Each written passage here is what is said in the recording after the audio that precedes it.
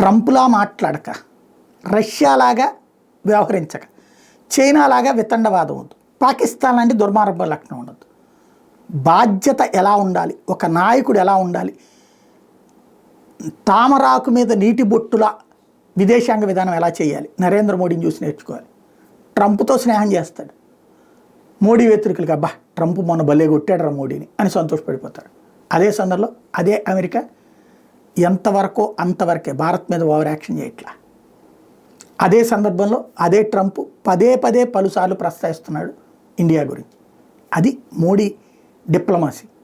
అదే సందర్భంలో అడెవడు జెలెన్స్కీని చూసి నేర్చుకోవాలి ట్రంప్ అని మాట్లాడేవాళ్ళు కొంతమంది. జెలెన్స్కీని చూసి నేర్చుకుంటే దేశం వదిలి పారిపోవాలి, లేదా ఎవడి మీదనో ఆధారపడి అడుక్కు తినాలి. ఇది ఒక ఎత్తు అయితే, రెండవది ఏంటయ్యా అంటే యూరోపియన్ యూనియన్ ఇంతకుముందు భారతదేశం ఆయిల్ కొంటానంటే రష్యా దగ్గర నుంచి కొననీయకుండా అడ్డుపడ్డది. భారత్ మీద ఆంక్షలు పెట్టాలని అమెరికా మీద ఒత్తిడి తీసుకొచ్చి, అయినా అమెరికా చెప్తే ఆయిల్ కొనడం మానేసామా, యూరోపియన్ యూనియన్ చెప్తే ఆయిల్ కొనడం మానేసాం. పైగా మనం అదే రష్యా దగ్గర నుంచి ఆయిల్ కొని ఆ దేశాలకు మనం అమ్మాం. అది విదేశాంగ విధానంలో ఉన్నటువంటి కీలకమైనటువంటి అంశం.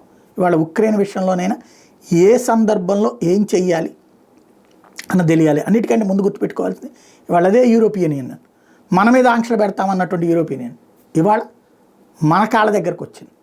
అయ్యయ్యో మేము మీతో అర్జెంటుగా స్వేచ్ఛ వాణిజ్య ఒప్పందం చేసుకుంటాం, మాతో పెట్టుకోండి అని అడుగుతుంది. ఒకప్పుడు మానవ హక్కులు లేవు, ఆ తొక్క లేదు ఈ తొక్క లేదని 24 గంటలు మనతో సతాయించేటటువంటిది అనమాట. అట్లుంటాయి వ్యవహారాలు.